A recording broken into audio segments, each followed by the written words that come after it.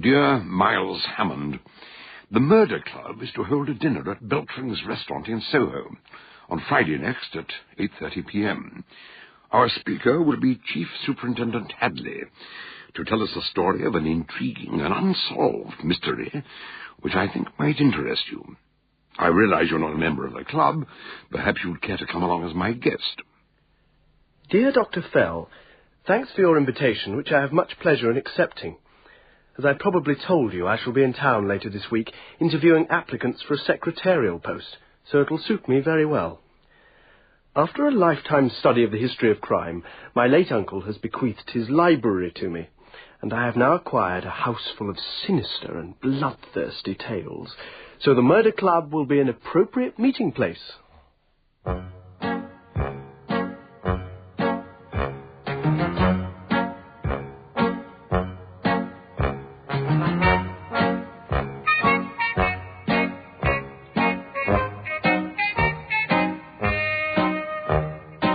We present Donald Sinden as Dr. Gideon Fell in He Who Whispers by John Dixon Carr.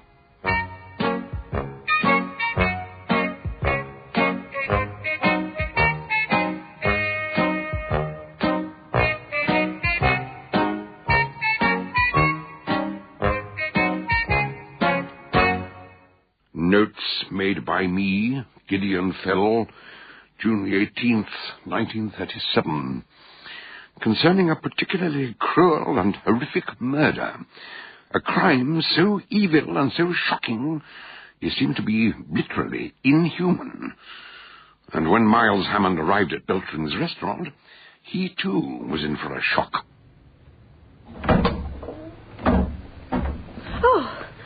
Made me jump. Who? What are you doing here? I'm looking for Beltring's restaurant. Have I come to the wrong place? This looks more like a bar. The restaurant's through there, but it's not open to the public tonight. There's a meeting going on. At least there should be. I know. The Murder Club. That's why I'm here.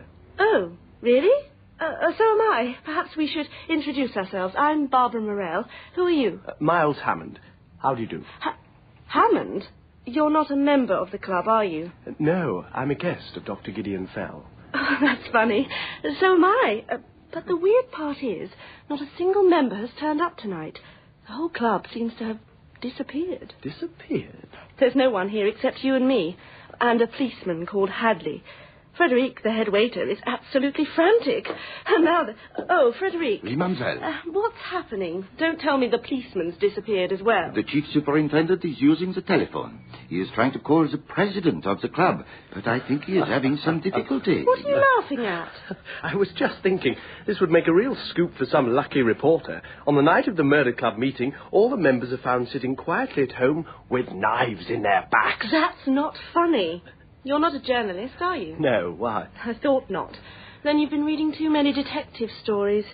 As it happens, I am a journalist. Well, that's all I need. For years, Gideon Fell has been trying to persuade me to come and talk to this club. And for years I've said, no, I don't want to be misreported in the press. And he always tells me there are no journalists here. So tonight I finally turn up to find a journalist and no murder club. Unless perhaps you... Sorry, I'm not a member either. My name's Hammond. Of course, the doctor told me you're Sir Charles Hammond's nephew. You and your sister have inherited a library. That's why I'm in London. I've been interviewing possible secretaries to help me get the library sorted out, and Dr. Fell invited me. Perhaps we ought to give him a ring. Well, I tried that. The president's out of town and the doctor isn't at home either. It seems there'll be no dinner tonight, so we may as well give up and go... Excuse me, Superintendent, but... do we have to? Frederic says all the tables are laid and the chef's waiting in the kitchen. Couldn't you tell us about the unsolved mystery anyway? I've been looking forward to it so much. Couldn't we, please? Well, I don't know. How about it, Frederic? Mademoiselle, Monsieur, dinner is served. According to Hadley, the dinner was excellent. Too good, he said, to be treated as the mere background to a mystery story.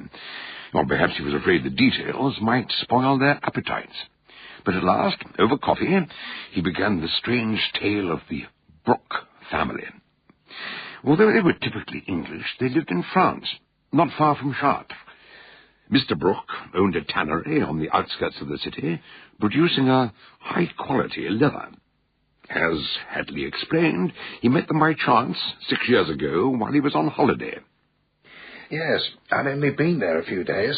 I happened to meet Howard Brooke whilst I was changing some money at his bank, and we got into conversation. He invited me back to the chateau. It had a perfect setting, beside the river, and there was an old tower by the water's edge with a crumbling stone staircase spiralling up to a lookout platform at the top. I shall never forget that tower as long as I live. Why? Hang on. I've set the stage. Let me describe the characters. Brooke was in his 50s, his wife a few years younger, and they had one son, Parry, in his 20s. Brooke wanted the boy to take over the family business when he retired, but Harry had other ideas. His dream was to go to Paris and study painting. There were plenty of arguments about that, I can tell you. A waste of breath, as it turned out. They're all dead now, anyway. What's the matter? You're shivering. No, it's nothing. There must be a draught from the door. Please, go on.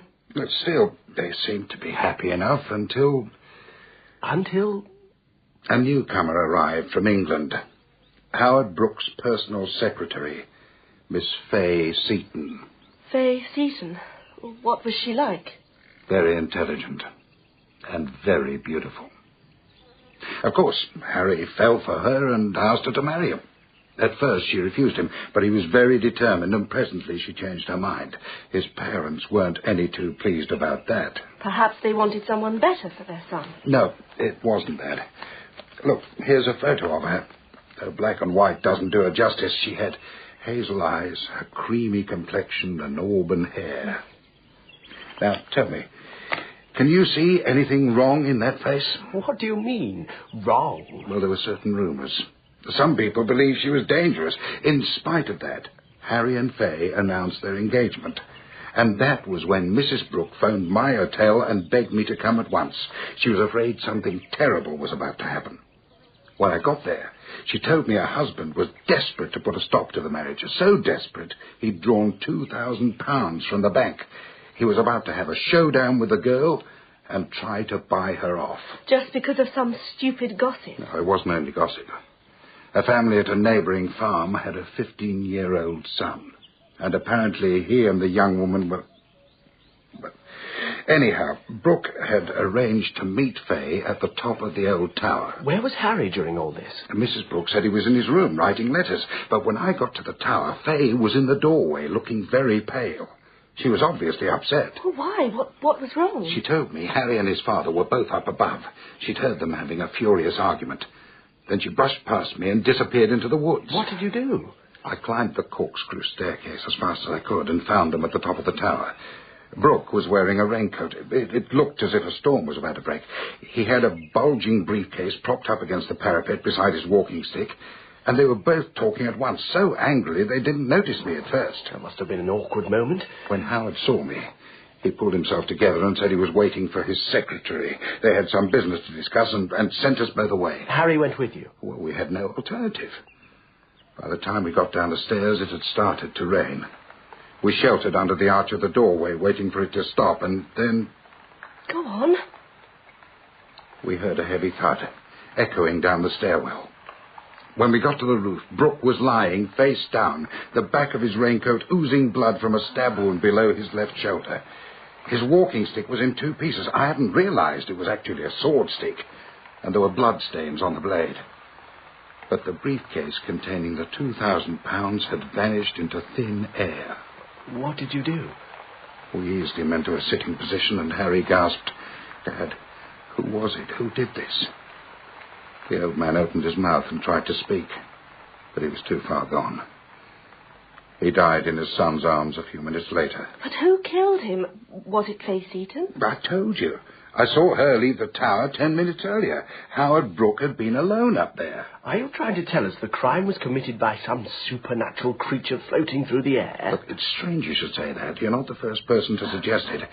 There are a lot of weird superstitions in that part of France. But what happened next? Did the police arrest Fay Seaton? Pardon, Superintendent. I'm sorry to interrupt, but there is a telephone call for you. Would you excuse me? I'll tell you the rest later, as far as I can, at least. I shan't be long. When he left them, there was a long silence. Barbara and Miles were both wrestling with the story they had heard. Eventually, Miles spoke up. Penny for them. Sorry? A penny for your thoughts. Well, to be honest, I don't know what to say. Suppose I say it for you. It strikes me you're a lot more interested in Fay Seton than you are in the murder club. Perhaps. But so are you. You keep staring at that photo. You're fascinated by it, aren't you? Well, yes, I suppose I am in a way. And you're wondering what it would be like to fall in love with her. In love? Oh, for heaven's sake, we don't even know whether she's still alive. No, that's true. Mr. Hadley never told us that. When he comes back, we must... The chief superintendent asked me to tell you the telephone call is from Dr. Fell. He is on his way and will be arriving shortly. Oh, well, goodbye, Mr. Hammond. It's been very nice to meet you, but I must be going now. You can't do that. The old boy would be a bit annoyed if he turned up and found you weren't here. Not half as annoyed as if he found I was here. Excuse me, I really can't stop. No, wait! But she was already out of the door. Miles asked the head waiter to make his apologies and dashed after her, down the stairs and out of the building, just in time to see her hailing a cab at the corner of Frith Street. Hang on. Where are you going? Home, of course. Let go of my arm. And where's home? Earl's Court. Now, will you please let me go? Couldn't be better. My hotel's in Kensington. I'll drop you off on the way. Whereabouts in Earl's Court? Redcliffe Square, but... OK, driver. Redcliffe Square and then the Royal Park Hotel.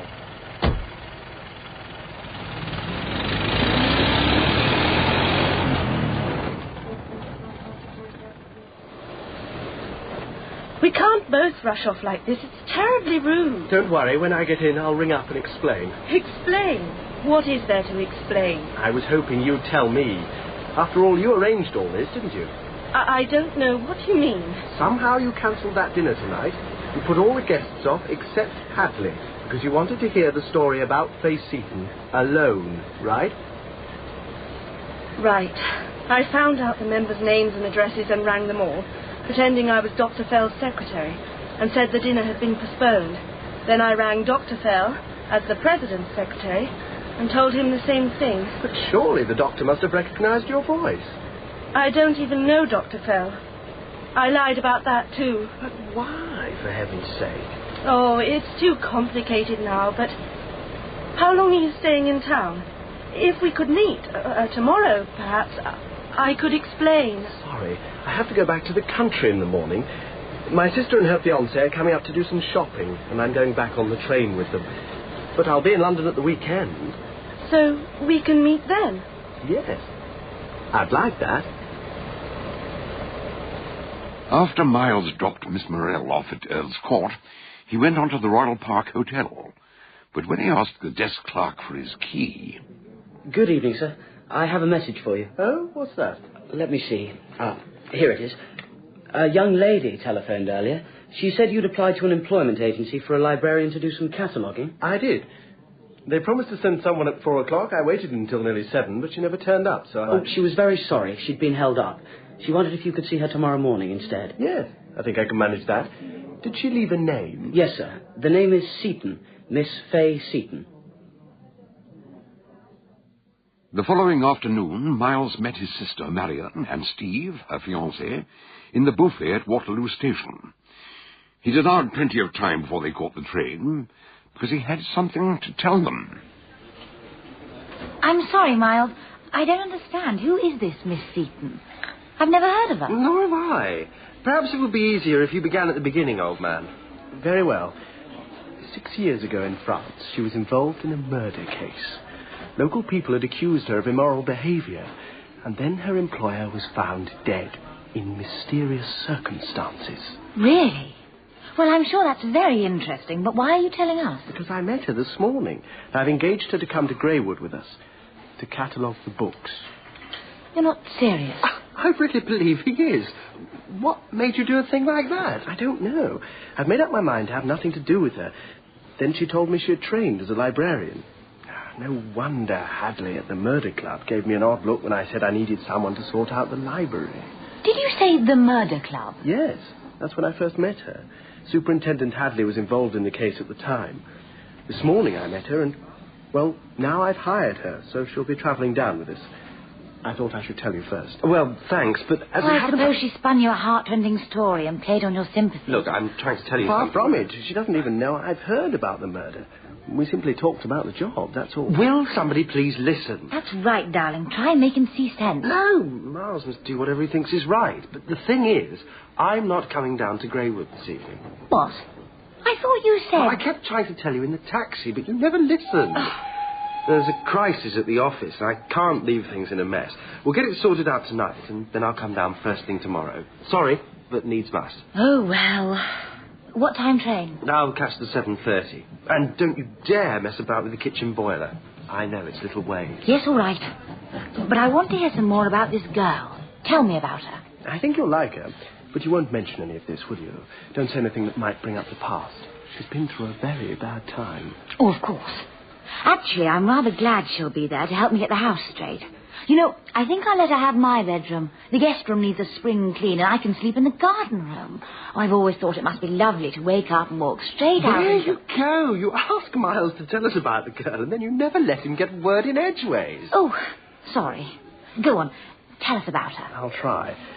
But anyway, you'll soon see for yourself. She's going to meet us at the platform.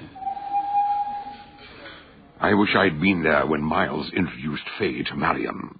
Two charming ladies, not dissimilar in age and upbringing, yet on a deeper level, totally different. However, they seemed to get on very well. The journey passed pleasantly enough, and by the time they reached Greywood, they'd become friends. After supper, Fay insisted on helping with the washing up, and then Miles showed her the library, with books piled from floor to ceiling. I did warn you, didn't I? It's going to be a very long job. I shall enjoy it. And your sister has been so kind. I feel at home here already. Oh, yes. Marion will make sure you're comfortable. She offered to move out of her bedroom and let me have it.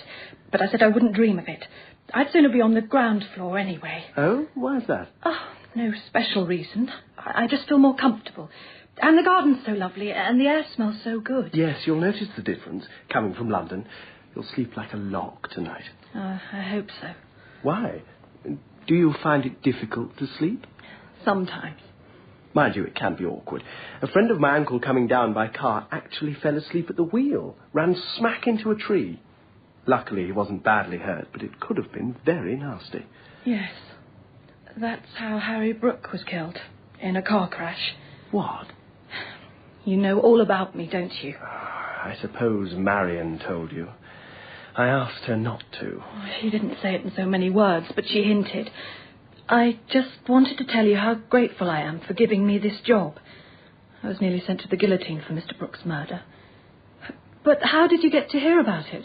Someone called Hadley from Scotland Yard told me. Ah, in the end, it was Mr. Hadley who persuaded the French police that there was no evidence against me. I'll always be grateful to him. And now he's helped me again. We kept in touch.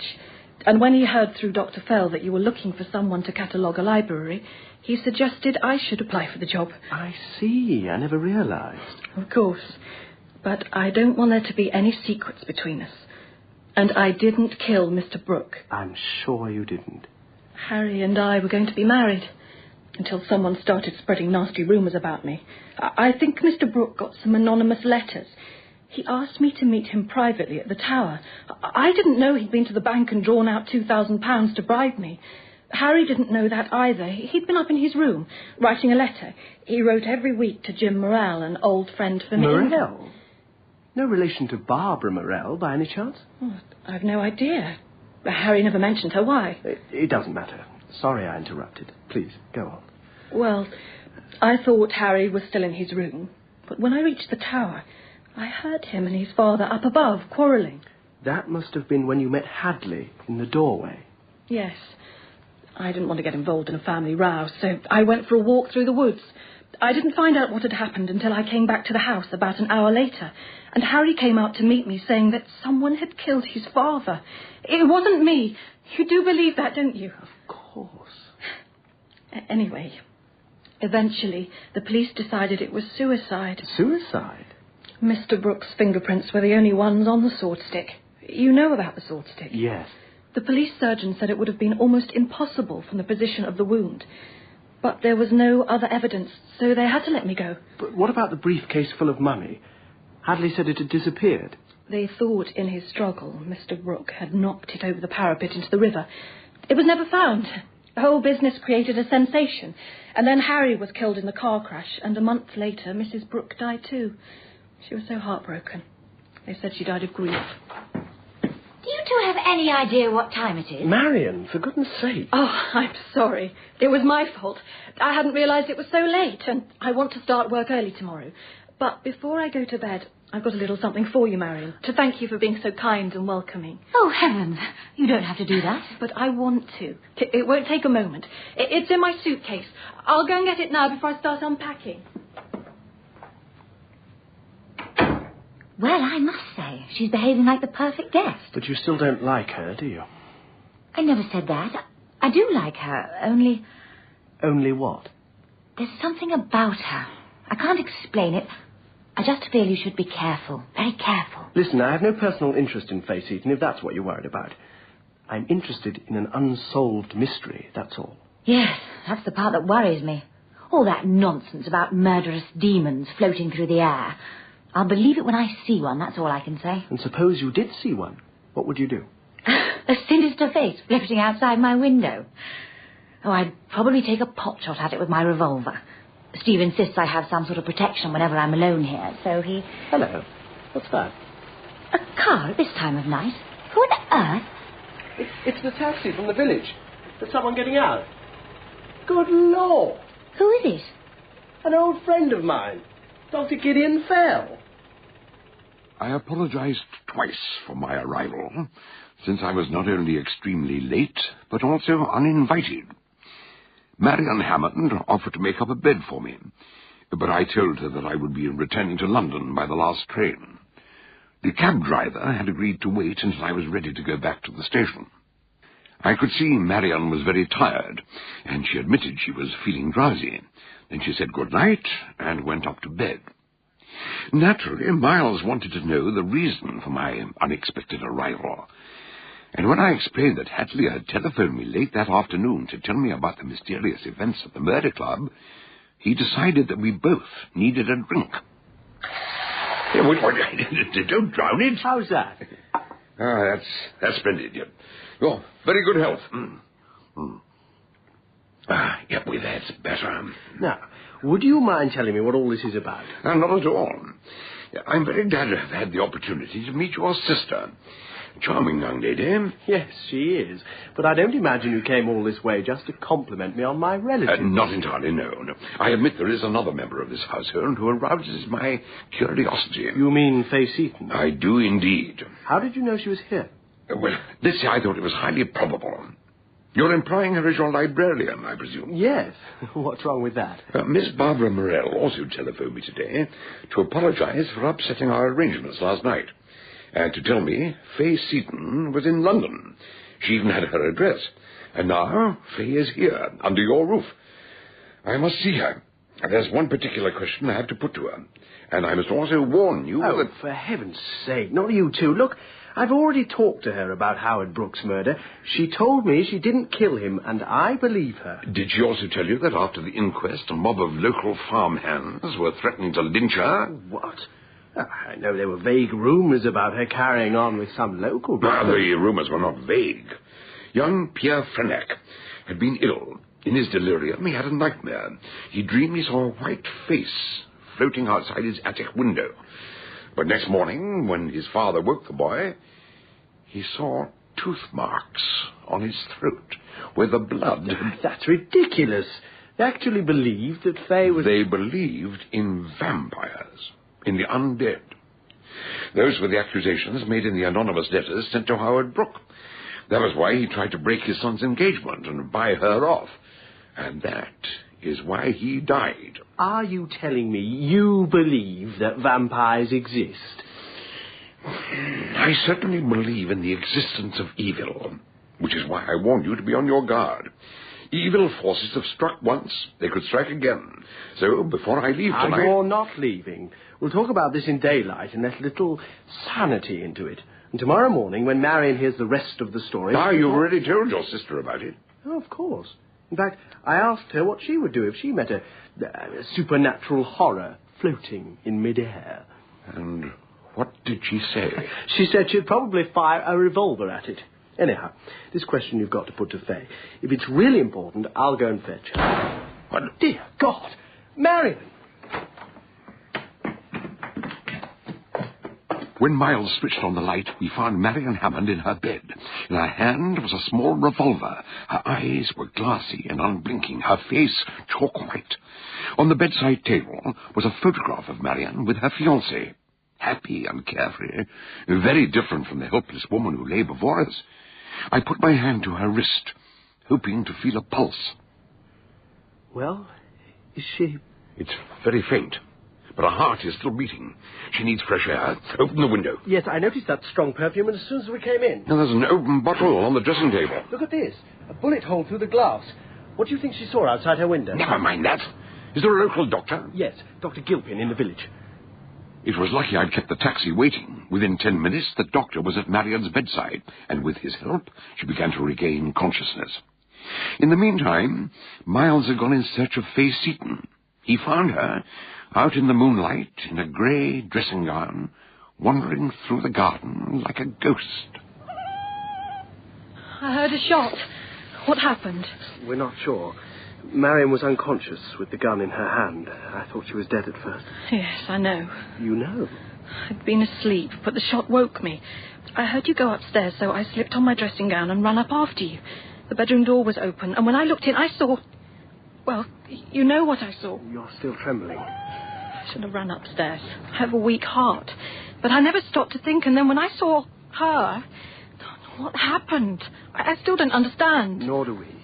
She must have been frightened by someone or something outside the window and took a shot at it. You mean a burglar trying to break in? No, that's impossible. Look up there. The window's 15 feet from the ground. And yet she saw something, and it frightened her so much she nearly died. Oh, this can't go on. It mustn't go on. Oh. Good evening. Miss Seaton, I believe. I'm sorry if I startled you. Fay, this is Dr. Fell, an old friend of mine. Dr. Gideon Fell? You caught the 6 Ashes murderer and the poisoner at Silbury Cross? You embarrass me, madam.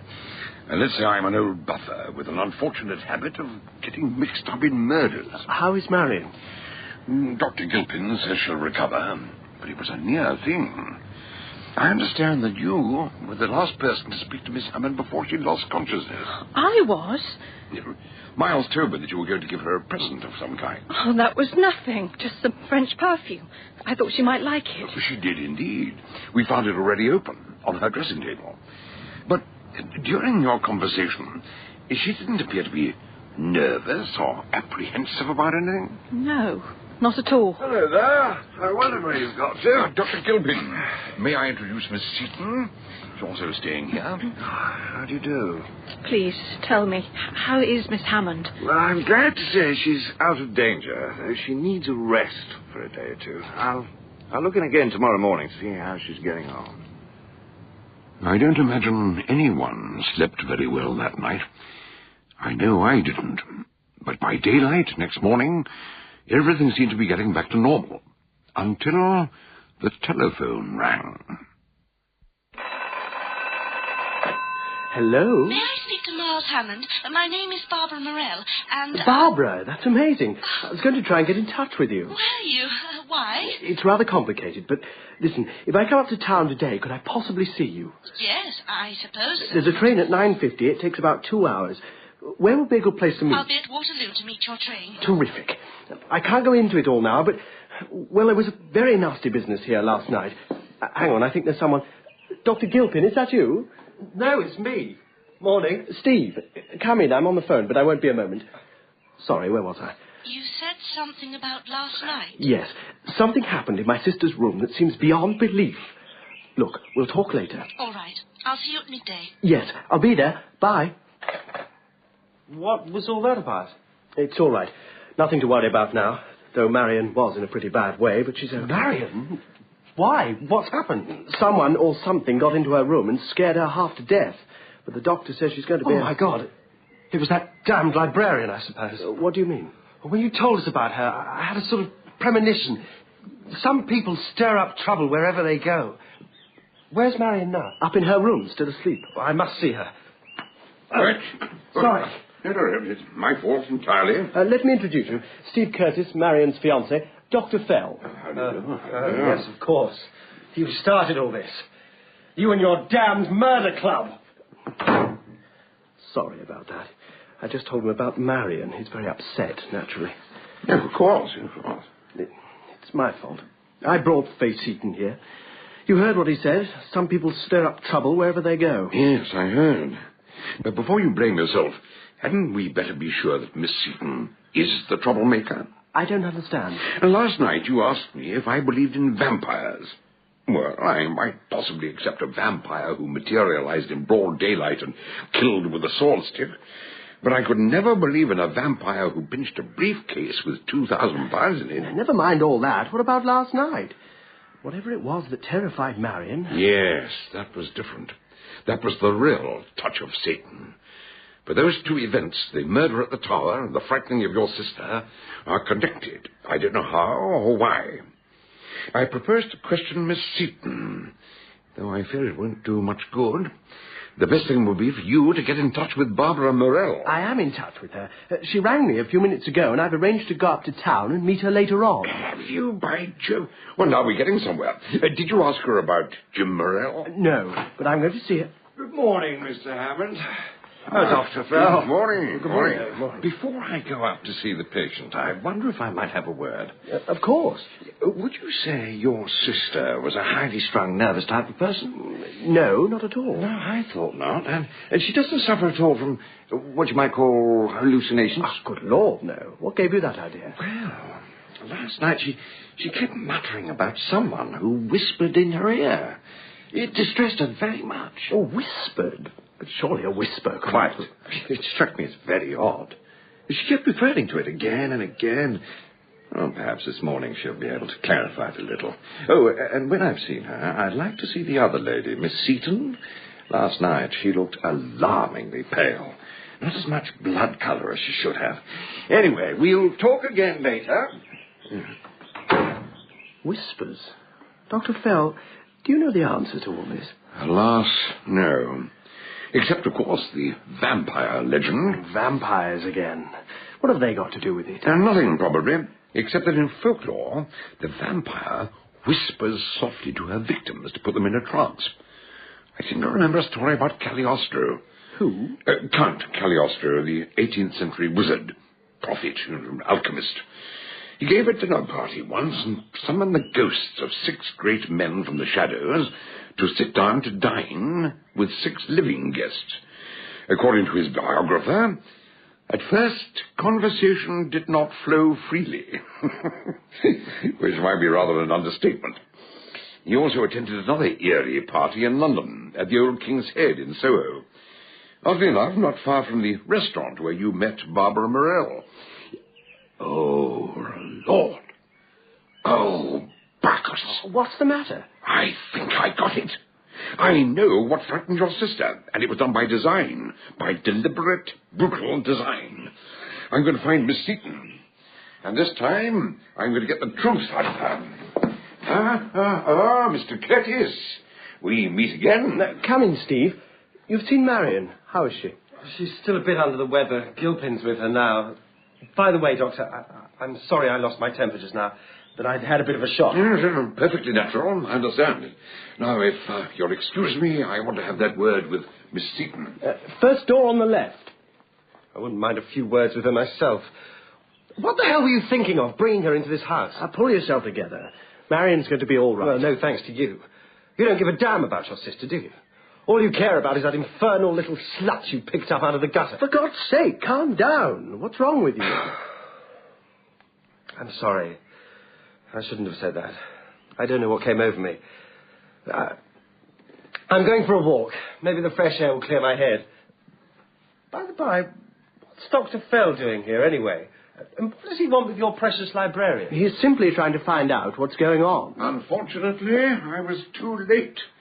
Miss Seaton has gone. Gone? Why? What's happened? She left this on her pillow. It's addressed to you.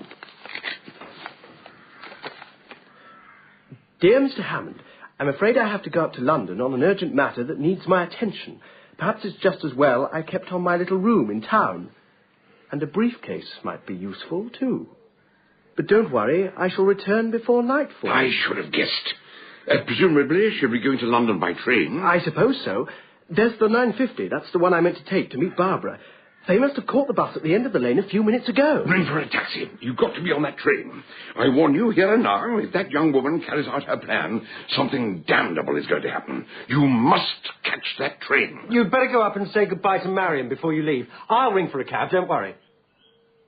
Miles caught the train with 30 seconds to spare and immediately set out to find Fay Seaton. But although he went through every coach, he drew a blank. She was not on board.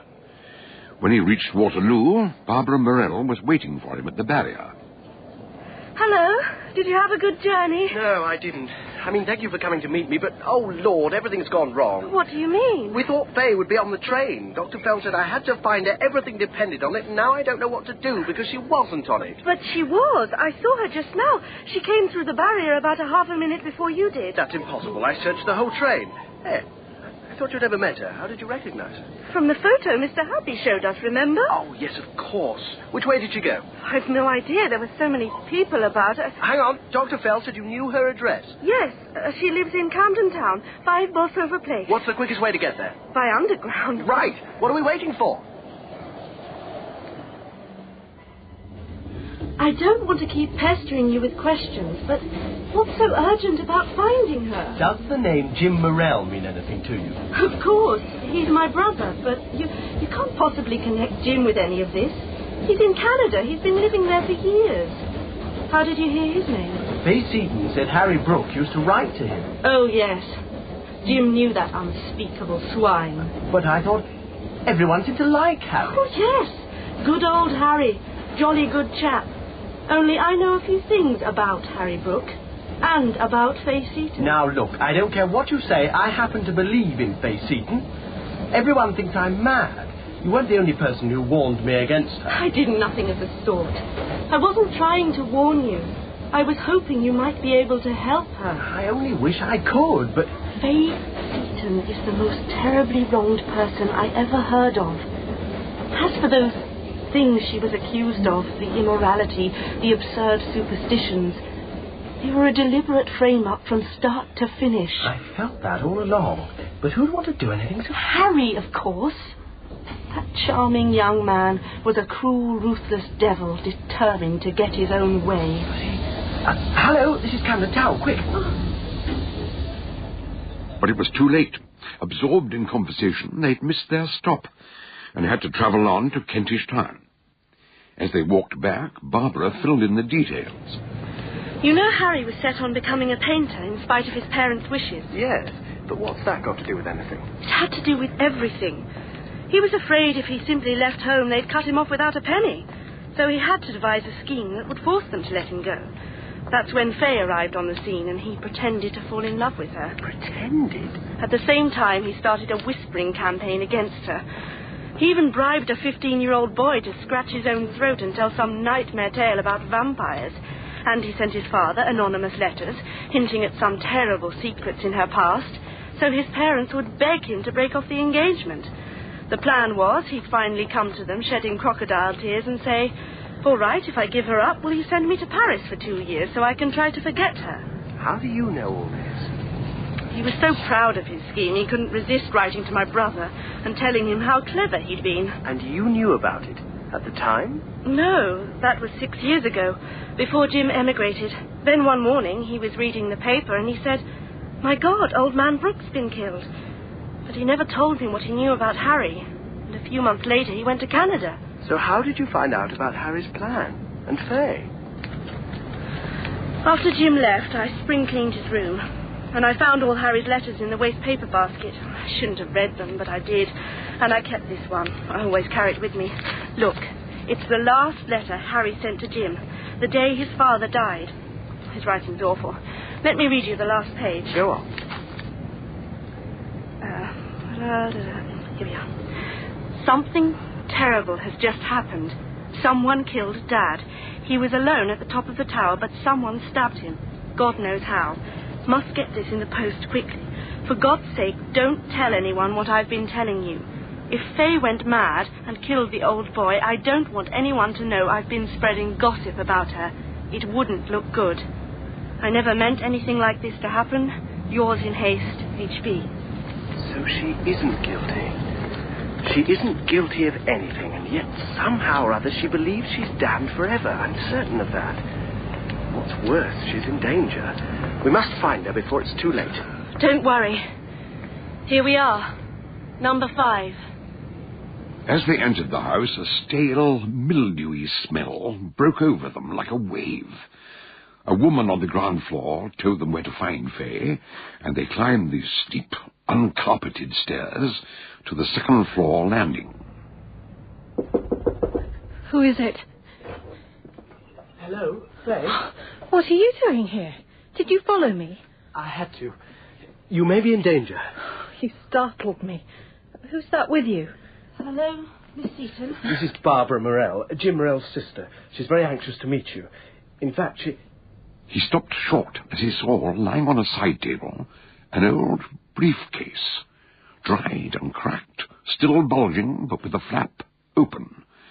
And beside it was a wad of banknotes, stained with rusty brown patches.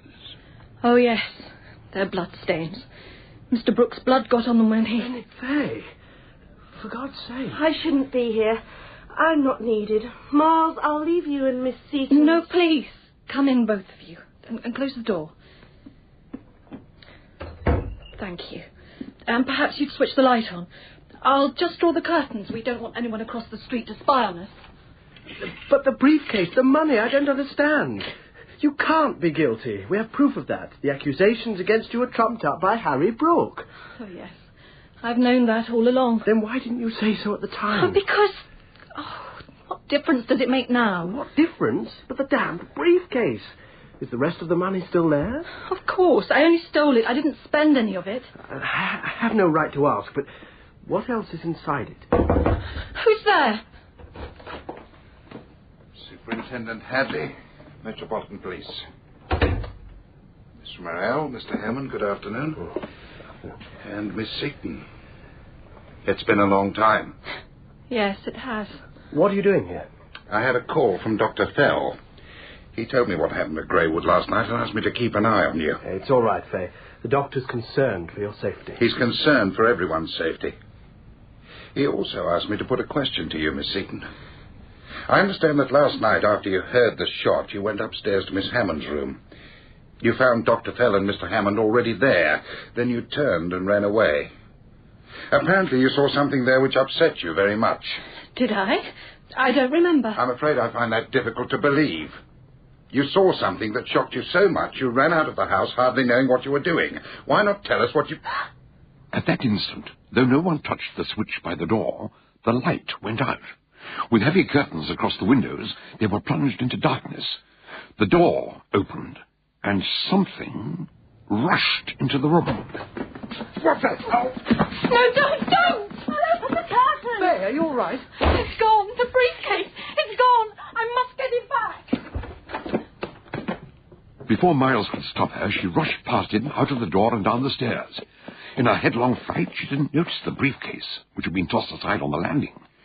Miles picked it up and called after her over the balusters. It's all right, Fay. The briefcase is here, and the money's still inside it. Nothing else except a few bits of stone. Never mind. Miss Seaton, come back! God, come and give me a hand. At the bottom of the stairs, Fay Seaton lay very still. Her face had a deathly pallor. Is she all right? I don't know yet. I seem to remember she has a weak heart. Yes. Call an ambulance. She shouldn't have tried to run like that. I think it's finished her. Several hours later, Miles and Barbara were still waiting for news from the hospital. She may recover, you know. Yes. I just wish I could understand. She knew all along that the slanders, the anonymous letters, were all the work of Harry Brooke. So why didn't she tell anyone? Perhaps she still loved him, in spite of everything. I don't know. Neither do I. Why is Hadley keeping us here? Why can't we go to the hospital? Who is it? Yeah, it's only me. Hello, Miles. And Miss Morell, I believe. Gideon Fell. Dr. Fell? Oh, I'm so sorry about the other night, the restaurant. Don't give it another thought. When Hadley rang and told me what had happened, I caught the next train. I've just come from the hospital. You've seen her? How is she? She's alive. I can't tell you much more than that. How long she lives depends upon her will to live. But I have to tell you, Faye Seaton is a doomed woman. I know she's innocent. This is the letter Harry Brooke wrote to Jim Morell on the day his father was killed. Thank you. You'll see, he admits he manufactured all the malicious stories about Faye. The whole thing was a pack of lies. And yet a crime was committed. 2 crimes have been committed, and they were both the work of the same person. The first was unpremeditated and slapdash. The second was planned and wickedly evil. Do you mean you know who killed Howard Brooke? Oh, yes. When he'd returned from the bank with the money intended for Faye, he went up to his son's room. Harry wasn't there, but he found an unfinished letter on the desk. This letter, containing a resume of Harry's scheme. You can imagine how he must have felt. Then he went to the tower to keep his appointment with Faye. I believe he wanted to apologize to her, but he never had the chance. Go on. When Harry heard his father had been to his bedroom, he guessed he must have read the letter. He pulled on his coat, now don't forget there was a storm threatening, and hurried to the tower. When Faye arrived, the 2 men were quarrelling. She heard how Harry had used her to carry out his plan, and went away completely shattered. Then Harry lost his temper, snatched up the sword stick, stabbed his father, and then they heard Hadley entering the tower. Mr. Brooke's immediate instinct was to cover up for his son. He tore off his raincoat, which was ripped and stained with blood, and told Harry to give him his coat. Then bundled up his own coat and stuffed it into the briefcase. So that's what made it look so bulky. I never understood how a few packets of notes filled out like that. Quite so. By the time Hadley reached the top of the tower, Mr. Brooke thought he had prevented a family scandal. He told Hadley to take his son away, but when they left, he realized that he might be dying. There was only one thing to be done. As his strength ebbed away, he exchanged the 2 coats once more, and stuffed Harry's coat, which must have had bloodstains on the lining, into the briefcase, weighed it down with a few lumps of stone, and dropped it over the parapet, and then collapsed. The 2 men down below heard him fall and hurried upstairs, and he died in his son's arms, assuring him that everything would be all right. God rest his soul. But where was Faye during all this? As she was going past the tower, she saw the briefcase fall into the reeds beside the river, and she picked it up. When she found what was in it, the money and the stones, the blood-soaked raincoat, she understood. I suppose she kept it in case Harry tried to pin the murder on her. His raincoat would have proved he was guilty. And he got away with murder. His father covered up for him, and so did Faye. By God, I wish I'd met Harry Brooke. I'd like to tell him what I thought of him. Well, that's not impossible. Would you like to meet him now? What? Are you there, Hadley? Would you bring the prisoner in, please? In you go, sir. This is ridiculous. I tell you, it's all a mistake. Oh, what the devil? Steve! What's going on? Doctor, what are you playing at? We need to make a formal identification. Because, you see, the man who calls himself Stephen Curtis is, in fact, Harry Brooke.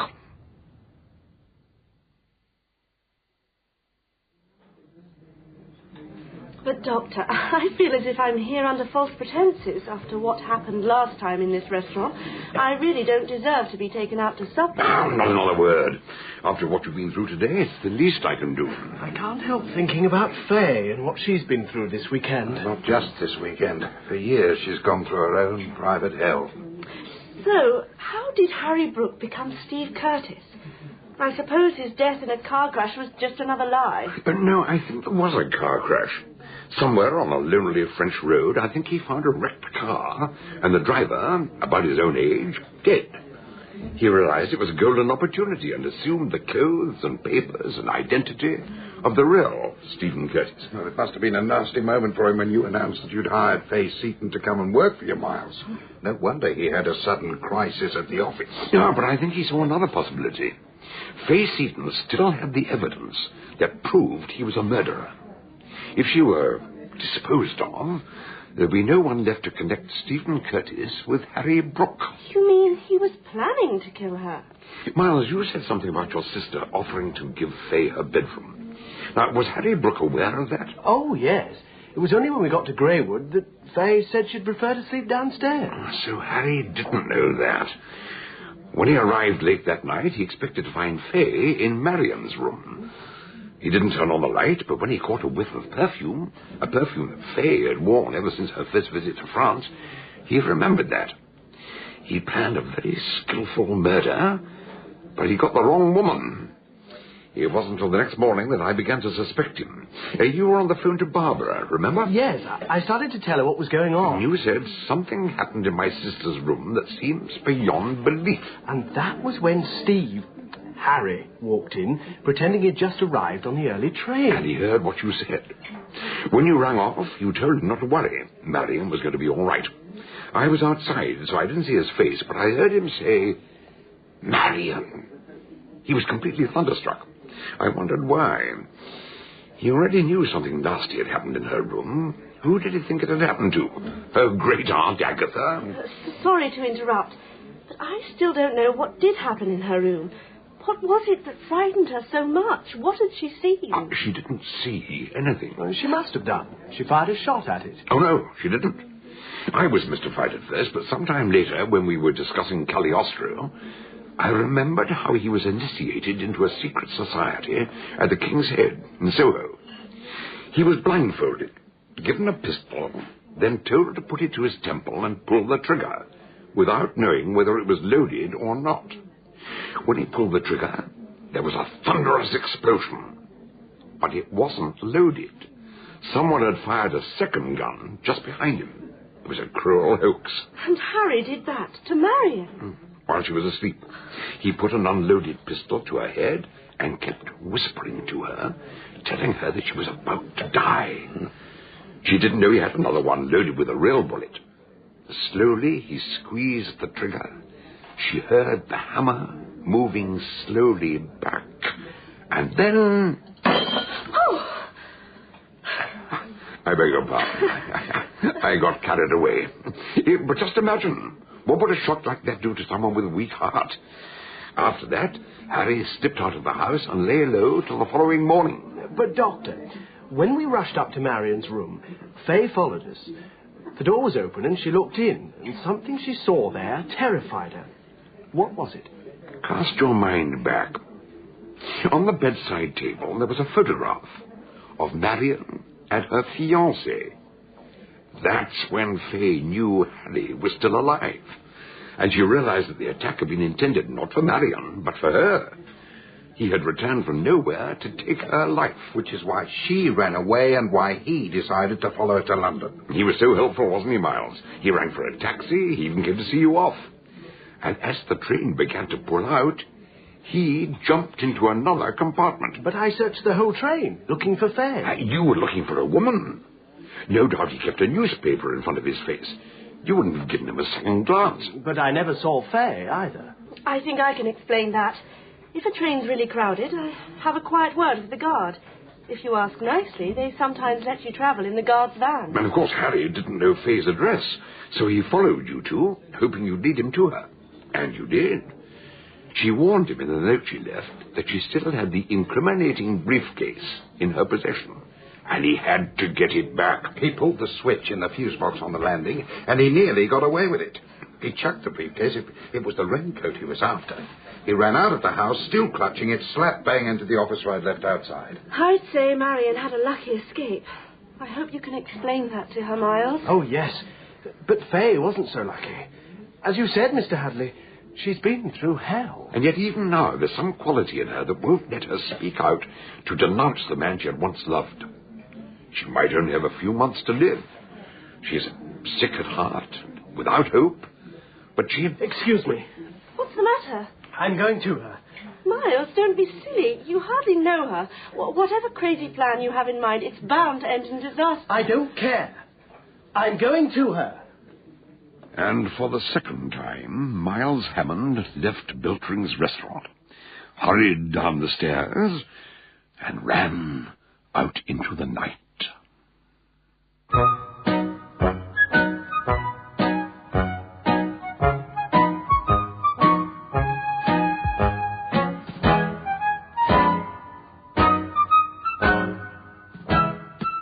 In He Who Whispers by John Dickson Carr, Dr. Gideon Fell was played by Donald Sinden.